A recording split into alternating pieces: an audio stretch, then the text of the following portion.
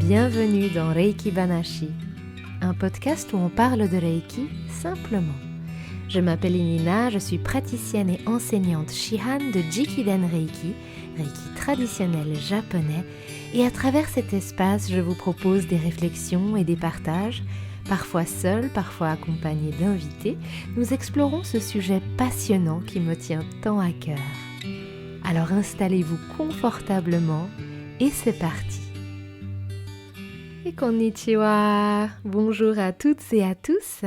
Alors aujourd'hui, je vous propose le deuxième épisode de notre petite série consacrée aux erreurs de prononciation fréquentes dans les termes japonais utilisés en Reiki. Ce sont des petits épisodes plus courts. Pourquoi ? Tout simplement parce qu'en étant moitié japonaise, j'entends souvent des prononciations un petit peu créatives, comme je vous avais dit dans l'épisode précédent, l'épisode numéro 8. Alors, je suis certaine que je fais aussi ce genre d'erreur en prononçant des termes ou des mots qui proviennent d'une langue que je ne parle pas. Donc, je vous le rappelle, bien sûr, ces corrections viennent d'un espace bienveillant. Mais c'est vrai que lorsqu'on parle une langue étrangère, on ne se rend pas toujours compte de ces erreurs. Pourtant, modifier peut-être un son ou une lettre à quelque part dans un mot peut complètement changer la signification d'un mot. Alors, dans l'épisode numéro 8, nous avons abordé le nom de la méthode Reiki qui contient justement pas mal de petits pièges au niveau de la prononciation. Shinshin Kaizen Usui Reiki Ryoho, le nom de la méthode Reiki. Donc Shinshin et non Sin-Sin, le SH, de temps en temps, certaines personnes se trompent un petit peu. Kaizen, ça généralement, pas de souci. Le Zen, le Zen de Zen. Et ensuite le nom du fondateur, Usui. Usui et pas Uzui. Ça, c'est quelque chose que je retrouve souvent. Et le pense-bête, en fait, c'est de penser au sushi. Vous dites pas « je vais manger des sushis », même si c'est S-U. Et donc, c'est la même chose pour Usui Sensei, Usui. Donc, Usui. Ensuite, on a Reiki. Dans les francophones, j'entends de temps en temps Reiki, on est un espèce de presque un AI, vous savez, presque Reiki. Non, alors attention, Rai en japonais, Rai, ça veut dire la lèpre, donc attention, on va pas dans cette direction, on est avec le Rei, Rei. C'est ok de dire Rei avec un R un petit peu francophone, c'est normal qu'on n'arrive pas forcément à tout prononcer, mais essayez en tout cas de ne pas mettre un A après le R et vraiment R-E-I, Rei, l'énergie de l'âme et de l'univers. Et ensuite, Ryoho. Ryoho, de nouveau les H qui sont prononcés comme en anglais ou en allemand, donc ce n'est pas Ryoho. C'est vraiment Ryoho. Je sais, on fait au mieux, c'est pas forcément évident, mais voilà, rien que d'en avoir conscience, c'est déjà quelque chose. Donc, Ryoho. Shinshin, Kaizen, Usui, Reiki Ryoho. Donc ça, c'était ce qu'on avait vu dans l'épisode 8. Et puis, je vous rappelle que pourquoi est-ce que la prononciation compte autant ? C'est parce que le soin que l'on met à bien prononcer un nom, c'est aussi quelque part un peu une forme de respect, je trouve.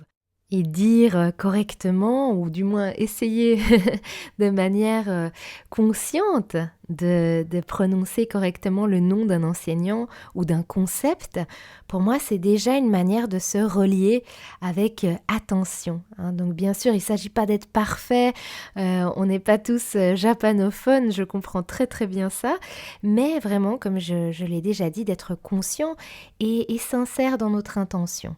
Et parfois, corriger une petite habitude de prononciation peut être une belle façon d'honorer aussi la tradition.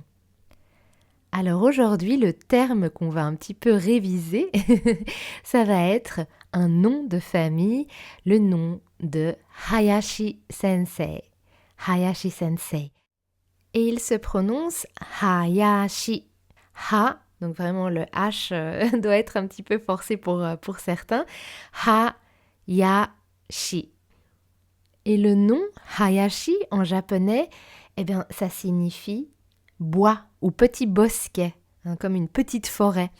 Et il est composé du kanji ki, qui n'est pas le ki de Reiki, mais le ki qui veut dire arbre. Et donc Hayashi, ce sont deux arbres, l'un à côté de l'autre, ce qui symbolise une petite forêt ou un bois.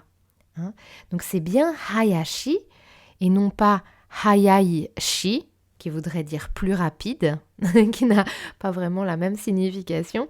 Ce n'est pas non plus Hachi, qui veut dire 8, comme on l'entend de temps en temps. Et surtout pas, ça je l'entends vraiment souvent, Ayashi Sensei, comme s'il n'y avait pas de H devant.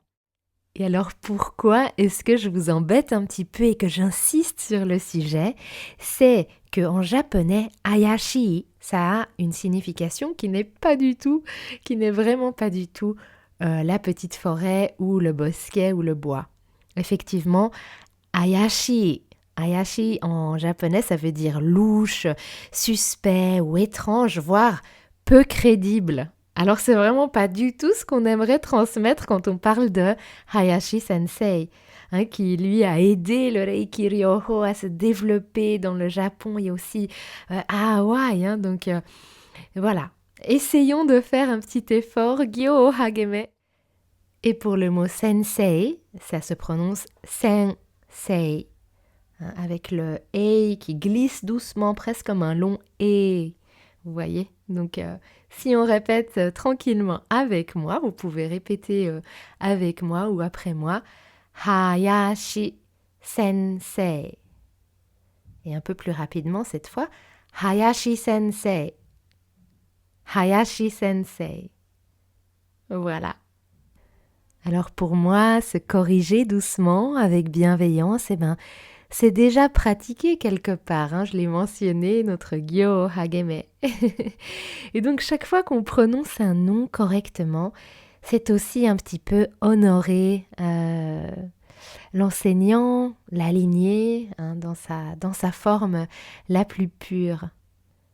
Et donc voilà, c'était un tout petit épisode, mais j'espère qu'il vous aura fait sourire, comprenant justement qu'est-ce que ça peut changer au niveau de la signification, rien qu'avec un petit H qui n'est pas prononcé, la différence vraiment du son qui peut transmettre un autre message. Voilà. Donc j'espère que ça vous a fait sourire, mais tout en vous aidant à améliorer quand même votre prononciation des termes dans le Reiki. Merci pour votre écoute. C'est un bonheur de partager ces moments avec vous.